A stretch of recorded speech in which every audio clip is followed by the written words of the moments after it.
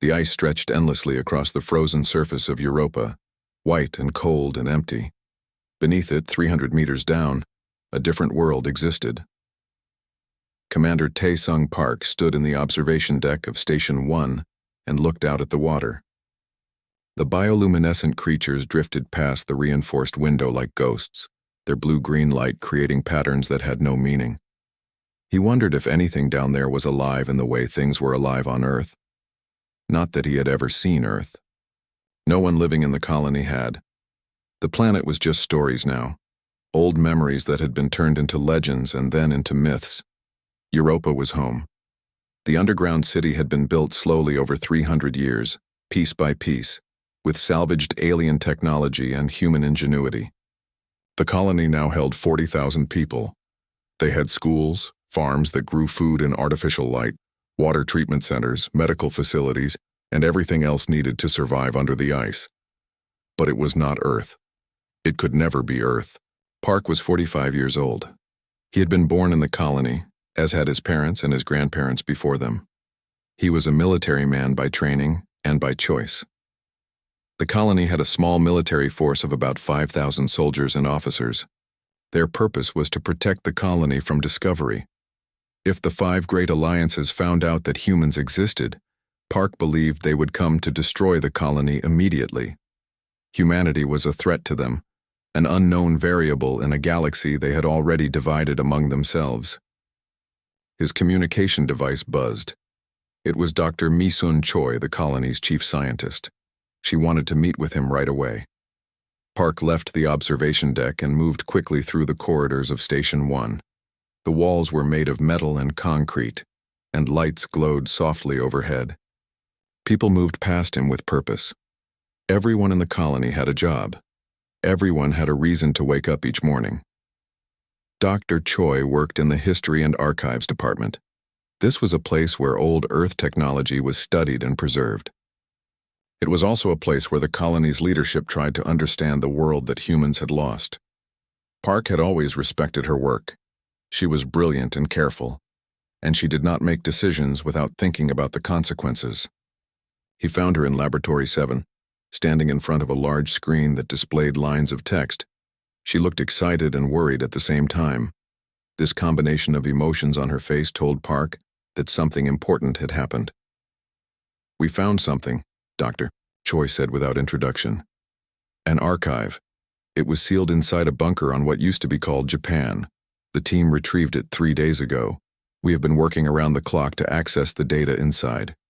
Commander Park, this archive contains complete records of Earth's greatest technological achievements. Weapon systems, spacecraft designs, power generation methods, material science, everything." Park felt something shift inside his chest. He had known that Earth's technology was advanced. That was why humanity had disappeared in the first place. But to have actual designs, actual working plans for technology that could compete with what the 5 great alliances possessed now, that changed everything. "How advanced?" he asked. Dr. Choi turned to look at him directly. "I have only had time to analyze a small portion, but based on what I have seen so far, this technology is equivalent to or superior to what the Valorians are using now. The weapon systems are particularly impressive. They were designed to be efficient, to use minimal energy to create maximum effect. The engineering is beautiful. Whoever designed these systems understood something about warfare that most modern militaries have forgotten." Park walked closer to the screen. Lines of data scrolled past, mathematical equations and technical specifications that he did not fully understand. But he understood enough. He understood that this information was dangerous. Not dangerous to humans, but dangerous to the 5 great alliances. If they knew that humanity not only existed but also possessed technology from Earth's golden age, they would see humans as a threat that needed to be eliminated. "This discovery cannot leave this laboratory," Park said. "I know," Dr. Choi replied. "But Commander, there is something else. Something that forced me to contact you immediately. We were not the only ones who found the archive.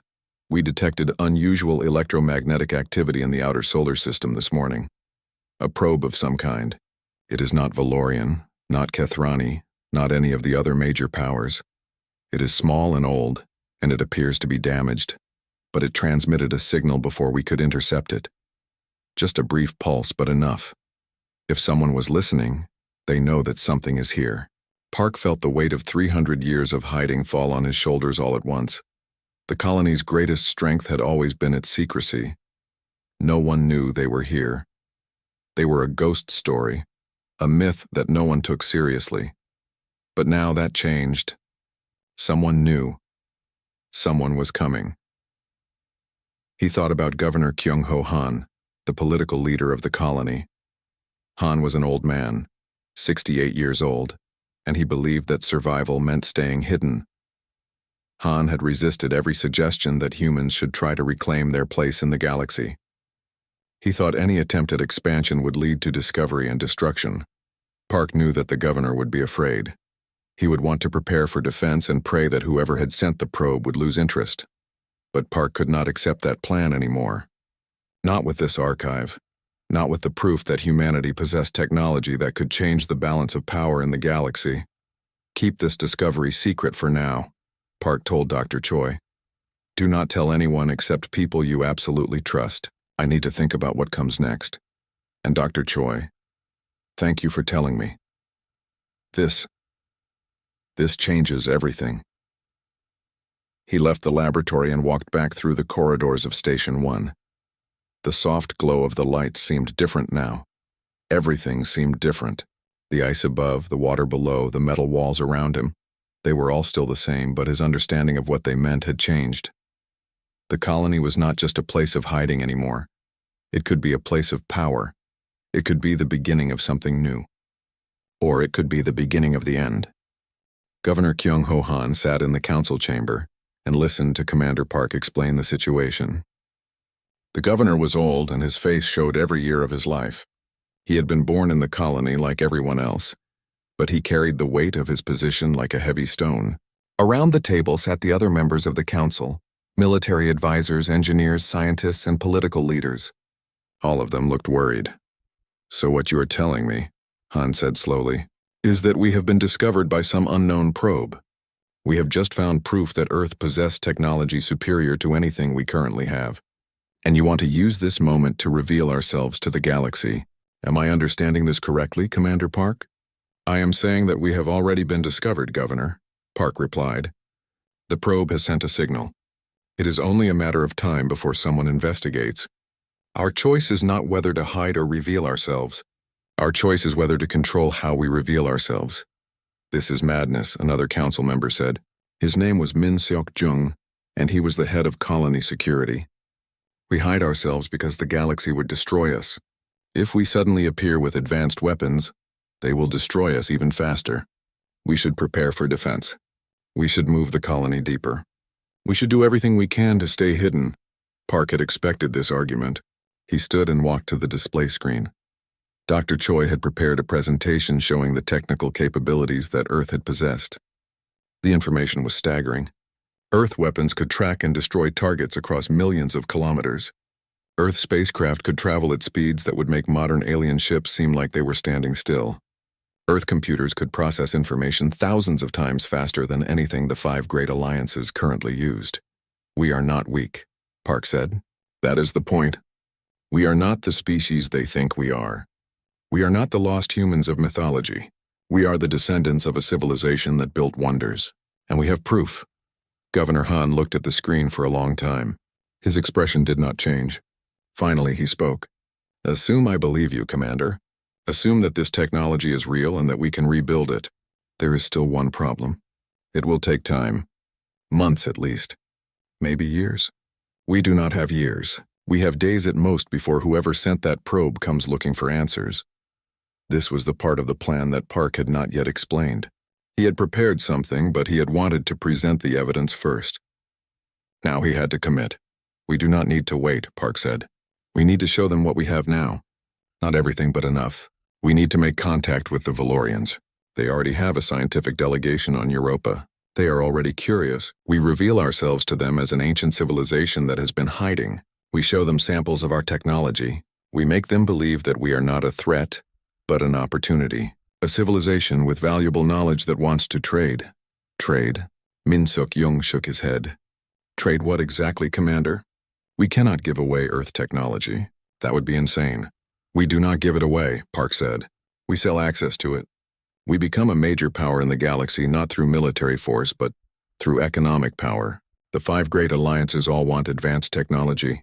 We have something that no one else has. Information about ancient Earth, the Valorians will want it. The Kethrani will want it. Even the Zixthorians will want it, though they may want it to destroy it rather than use it. Diplomat Haiwan Park, who was no relation to the commander despite sharing a family name, spoke up. She had been quiet during most of the discussion. Now she looked at the commander directly.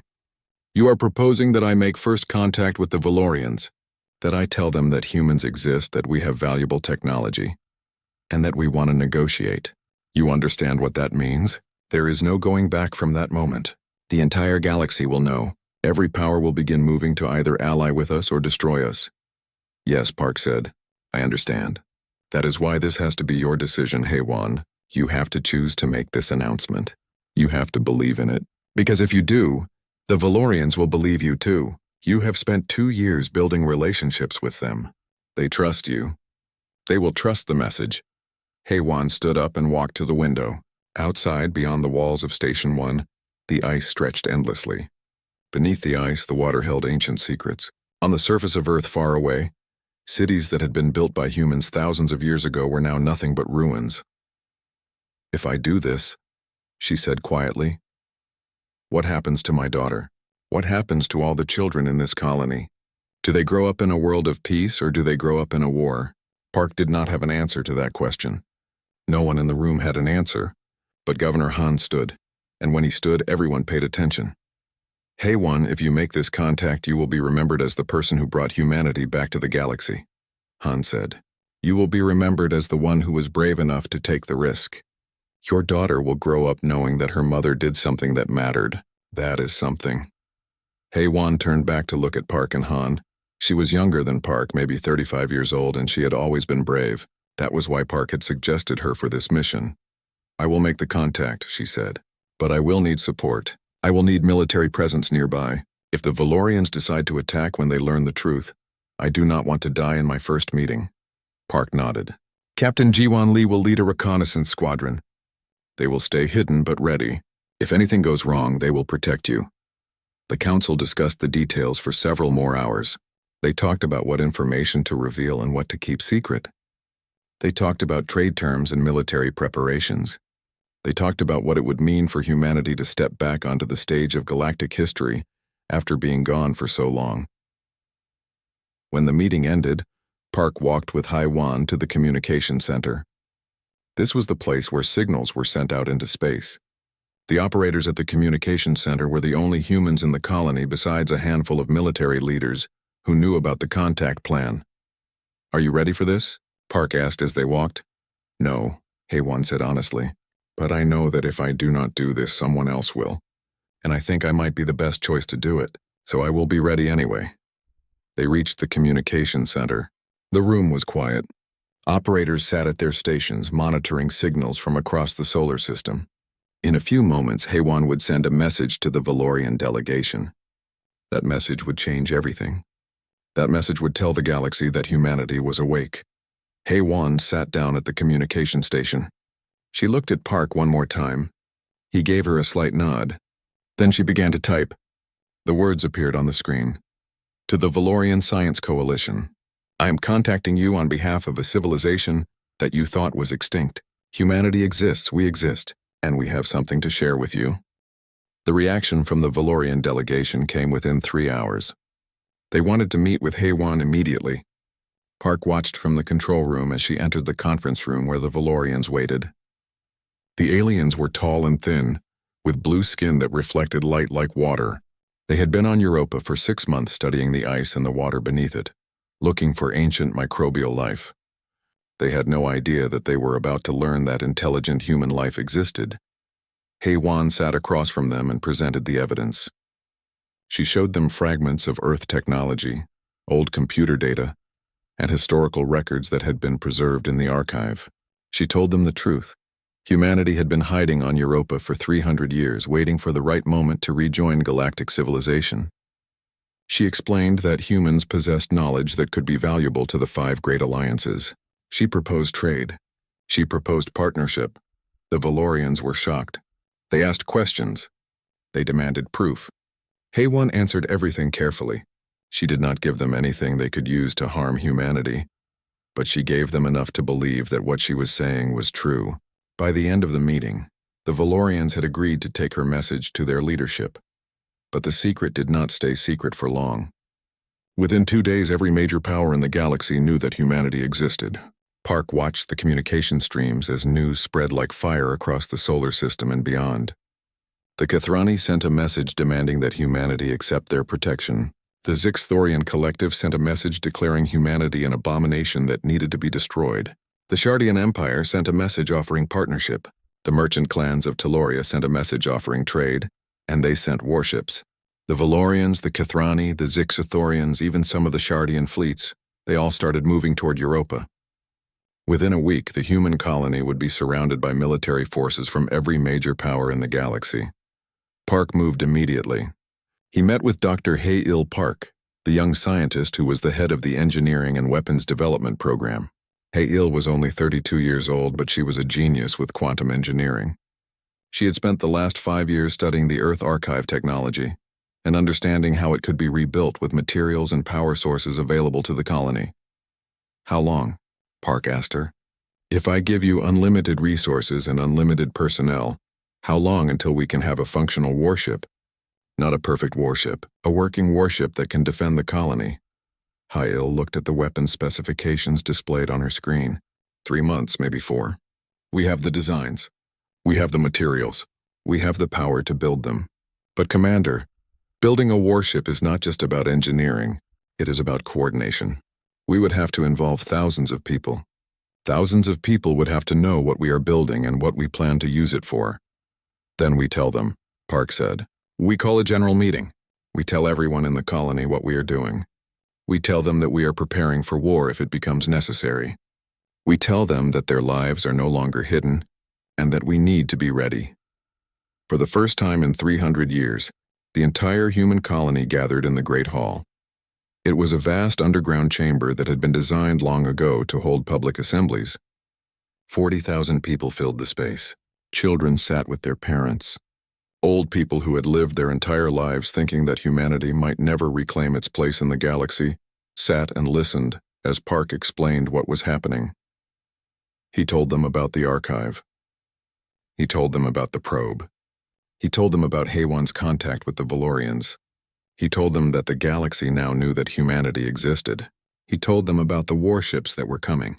And then he told them what humanity would do about it. "We have a choice," Park said, his voice carrying through the hall. "We can try to negotiate with them. We can try to make peace, but we can only make peace from a position of strength. If we show them that we are weak, they will destroy us. But if we show them that we are powerful, that we have the technology and the will to defend ourselves, then they will treat us with respect. They will see us as equals. That is what I am asking you to do. I'm asking you to help build warships. I am asking you to prepare for the possibility of war. And I am asking you to believe that we can win." The response was overwhelming. Young people volunteered for military service.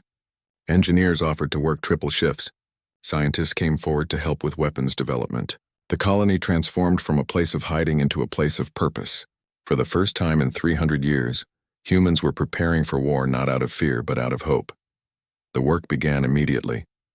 In the underground shipyards that had been hidden beneath the ice for centuries, humans began building warships. The design was beautiful. The ships were sleek and efficient, built to minimize energy use while maximizing firepower. They used quantum weapons that could track targets across millions of kilometers. They had armor made from materials that could withstand impacts from modern weapons. They had computer systems that could think faster and more accurately than anything the five great alliances had ever created. Park walked through the shipyards and watched the work. Thousands of human workers moved with purpose, constructing weapons that would determine the fate of their species. Admiral Minho Song, the new commander of the human military forces, walked beside him. Minho was older than Park, 60 years old, and he had been a military strategist his entire life. "How many ships do you think we need?" Park asked. "To defeat the forces coming toward us?" "Honestly, I do not know," Minho replied. but I can tell you that 3 ships would be better than 2. And 10 ships would be better than 3. Every vessel gives us more options, more firepower, more resilience. If I could have 50 ships, I would feel confident. With 50 ships and the technology we have, we could defend ourselves against anything. We will have 30, Park said. We can build 30 ships in 2 months if we work hard enough. After that, we need to be ready for whatever comes. The work continued day and night. The colony became a machine focused entirely on one purpose: survival. Families ate meals in the shipyards. Teachers held classes in the engineering centers. Even children contributed by helping with simple tasks. Everyone understood that this was important. Everyone understood that everything they had built over 300 years depended on what happened in the next few weeks. And as the warships were built, Park made a decision. The human fleet would not hide. The human fleet would be visible. The warships would be launched into orbit, positioned in a way that made it clear that humanity could defend itself. The galaxy would see them and understand that humanity was not a species to be trifled with. 3 weeks into the construction, the first human warship was launched. It was beautiful. It was powerful. It was the symbol of everything that humanity had become. The crew stood at attention as the ship rose through the water beneath the ice, broke through into open space, and positioned itself above Europa. Other ships followed one by one. By the time the alien fleets began to arrive, 30 human warships waited in orbit, ready for whatever might come next. The first battle happened at Kepler Station, a research outpost in space that belonged to the Kathrani. The Zixthorian collective was moving toward Europa with hostile intent. Their ships had opened fire on everything in their path. The Kathrani called for help. The Valorians called for help. It was a situation where Park had to prove that humanity was serious about protecting itself. He ordered Admiral Min-Ho Song to engage the Zixthorian fleet. 5 human warships moved into position. What happened next shocked every military observer in the galaxy. The human weapons were devastatingly effective. 3 Zixthorian cruisers were disabled or destroyed. The Zixthorian fleet, which had seemed invincible moments before, was suddenly vulnerable. They retreated. Humanity had won its first battle. The message was clear. The species that had been forgotten for 300 years was back, and they were powerful. But victory came with a cost. Young fighter pilot Jae-Sung Kim, who had volunteered for the mission, watched from his cockpit as the Zixthorian ships retreated. Thousands of alien soldiers had died. He had pulled the trigger. He had delivered the killing blow. The radio was filled with celebration and cheers. But Jae-Sung felt something different. He felt weight. He felt responsibility. He had ended lives today. When he returned to the carrier, he did not celebrate with the other pilots. He went to the observation deck and sat alone, looking out at the vast emptiness of space. War was not what he had imagined it would be. It was not clean or simple. It was not a matter of one side being right and the other side being wrong. It was just death and more death, and the knowledge that he had caused some of it. Meanwhile, back in the colony, the leadership was divided. Councillor Yina Park, a politician who represented the interests of ordinary citizens, began to question Park's military strategy. Yina was young, only 38 years old, but she was politically powerful. She represented a growing group of people in the colony who believed that the military response was too aggressive. "We have shown the galaxy that we are strong," Yina said in a council meeting. "That was the goal, correct? Now we need to show them that we are also peaceful and reasonable. If we keep attacking, if we keep building weapons and threatening war, they will see us as a danger. They will unite against us. They already are united against us," Park replied. "The Zixthorian collective is looking for any reason to attack. The only thing stopping them is fear. Fear of our weapons. Fear of our strength. The moment they think we are weak, they will attack again. But at what cost?" Yina asked. "Every battle costs lives. Every weapon we build uses resources that could be used to help ordinary people. How many people in this colony are living in poverty? How many children are not getting the education they need because all of our attention is focused on war?" The argument between Park and Yina became heated. Neither of them was wrong. Both of them understood that their survival depended on military strength. But both of them also understood that there were other things that mattered. There was morality. There was compassion. There was the question of what kind of species humanity wanted to be. Colonel Sung-Ho Lee, a decorated military officer and close friend of Commander Park, began to see the situation from Yina's perspective. Sung-ho had served in the military his entire life, but he had also seen the cost of warfare. He had seen soldiers die. He had seen civilians caught in the middle of battles. He began to question whether Park's approach was the right one. One night, Sung-ho met with Park in private. "Commander, I need to talk to you about something difficult," he said. "Of course," Park replied. "You know you can always speak freely with me." "I have been thinking about the direction we are going," Sung-ho said. "I have been thinking about the battles we have fought and the battles we may fight in the future. I have been thinking about Jae-sung Kim, who looks like he has aged 5 years since his first combat mission. I have been thinking about whether we are becoming the kind of people we want to be." Park listened carefully. He respected Sung-ho's opinion more than almost anyone else's in the military. "What are you trying to say?" Park asked. "I am saying that I am not sure we should continue down this path," Sung-ho replied. "I am not saying we should disarm. I am not saying we should trust the galaxy, but I am saying that we should think carefully about every decision we make. We should consider whether there might be a better way, a way that shows strength but also shows wisdom." Park was disturbed by these words. He had relied on Sung-ho to support his military strategy. But he also understood that Sung-ho was asking important questions. Ambassador Nari Choi, the human diplomat tasked with building alliances with sympathetic alien species, brought more complications. She reported that there were alien civilizations that wanted to ally with humanity. There were species that had suffered under the rule of the 5 great alliances, and they saw humanity as a potential liberator. "If we position ourselves as protectors of these species, we could build a coalition," Nari said. "We could become a counterbalance to the 5 great alliances. But Commander, that would mean we have to be willing to help them. That would mean military intervention in systems where we have no direct interest." Park realized that he was being pulled in multiple directions. Everyone around him wanted something different. The military wanted to expand and consolidate power. The politicians wanted to focus on civilian welfare. The diplomats wanted to build alliances and negotiate peace. And Park himself was not sure what he wanted anymore. The crisis came when humanity was presented with an opportunity to deliver a devastating blow to the Zixthorian collective. Their fleet was vulnerable. A coordinated attack could destroy them once and for all. Park ordered Admiral Minho Song to prepare the attack. But before the attack could be launched, something unexpected happened. Jae-sung Kim, the young pilot who had been troubled by the first battle, went to Colonel Sung-ho Lee. He told him about the planned attack. He told him that it was wrong. He told him that destroying the Zixthorian fleet would establish human dominance for centuries, but it would also make humans the new tyrants of the galaxy. "If we do this," Jae-sung said, "we become the thing that we have always feared. We become the dominant power, and everyone else has to live under our rule or face destruction. I have thought about this every day since my first mission, and I've realized that I do not want to be the person who helps create that world." Colonel Sung-ho listened to this young pilot, and he saw the wisdom in his words. He made a decision. He went to Commander Park and told him that he could not support the attack. He told him that there was a better way.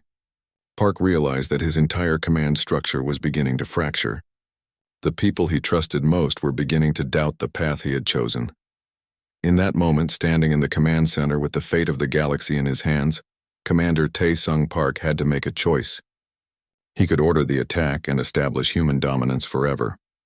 Or he could choose a different path, a path that required more courage than the path of conquest, a path that required him to choose wisdom over power. Commander Park sat in his office and made the decision that would define humanity's future. He had spent the entire night thinking about what Jae-sung Kim had said, what Colonel Sung-ho Lee had suggested, what Counselor Yina Park had argued for. He thought about the meaning of the word victory. He thought about the difference between winning a war and winning peace. He called a meeting with Admiral Minho Song, Colonel Sung-ho Lee, and Counselor Yina Park. When they arrived, he made an announcement that shocked everyone. "We are not going to attack the Zixthorian collective," he said. "We are going to stand down. We are going to show the galaxy that we have the power to destroy them. But we are choosing not to. We are choosing mercy instead of conquest. We are choosing wisdom instead of power." Admiral Minho Song looked confused. "Commander, this is a mistake. This is the moment when we can establish human dominance. If we do not attack now, we may never have another opportunity like this. I know, Park said. That is exactly why we have to do it. Anyone can choose power. Anyone can choose conquest. But it takes real strength to choose mercy when you have the power to do harm. Park ordered the human fleet to hold their position. He ordered Admiral Min Ho-song to send a message to the Zixithorian collective. The message was simple but powerful. Humanity was offering them a choice. They could surrender and face trial before a new intergalactic court, or they could negotiate peace terms. Either way, humanity would not destroy them. The message was broadcast across all communication channels. Every power in the galaxy heard it. The Valorians heard it. The Kathrani heard it. The merchant clans of Teloria heard it. And slowly the news spread to every corner of the galaxy. The response was overwhelming. The Valorians sent a message of respect. They said that this act of mercy was more powerful than any weapon. The Kathrani agreed. Even some members of the Zixithorian collective began to question the orders of their military leaders. If humanity was offering peace, why should they continue to fight? The Zixithorian leadership faced a choice. They could continue to fight and face destruction, or they could accept humanity's offer. After days of deliberation, they chose to negotiate. They chose to surrender to the authority of a new intergalactic court. It was not a perfect solution, but it was better than continued war. In the colony, when the news spread that there would be no final attack, the celebration was different from what had happened after the first battle. This was not the celebration of victory in war. This was the celebration of victory over the impulse to war. This was the celebration of a species that had chosen a better path. Dr. Mi-sun Choi, the scientist who had discovered the Earth Archive, became the voice of humanity's new direction. She gave speeches about Earth's history and about the mistakes that human civilizations had made in the past. She talked about conquest and domination and how they had always ended badly. She talked about a different way, a way based on cooperation and respect. Her words resonated across the galaxy. Younger generations of aliens began to study Earth history. They learned about human art, human music, human philosophy. They learned about the human struggle for freedom and dignity. They learned that intelligence and compassion could matter more than weapons and power. The 5 great alliances, recognizing that the old order could not hold, agreed to form a new galactic concordance. This was a council where every major species and civilization had a voice. Humanity was given a permanent seat at this council. Commander Tae-sung Park was named as the first human representative. 1 year later, Park stood on Earth. The planet was being restored. The ruins of ancient cities were being carefully preserved. The soil was being cleaned of pollutants. Water that had been poisoned was being purified. Forests were being replanted. Birds were beginning to return. Life was beginning to return to the world that had created humanity. Counselor Yina Park stood beside him. She had become the political leader of the human colony, and she was now one of the most influential voices in the Galactic Concordance. "We have come a long way," Yina said as they looked out at the restoration work. 300 years ago, we were hiding beneath the ice of Europa.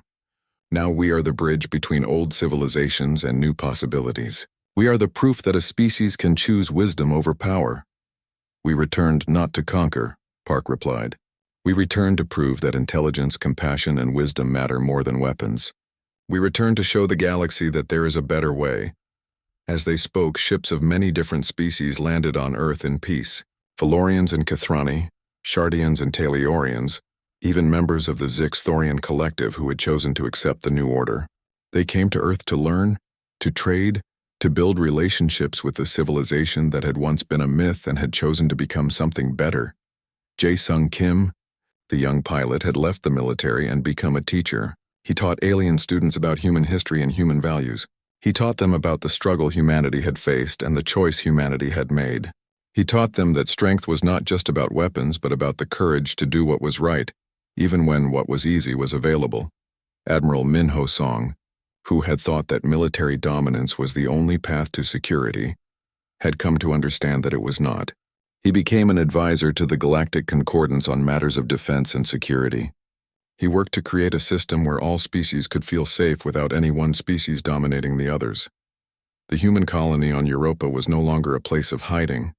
It became a center of learning and cooperation. Scientists from across the galaxy came to study human technology and philosophy. Diplomats came to negotiate treaties.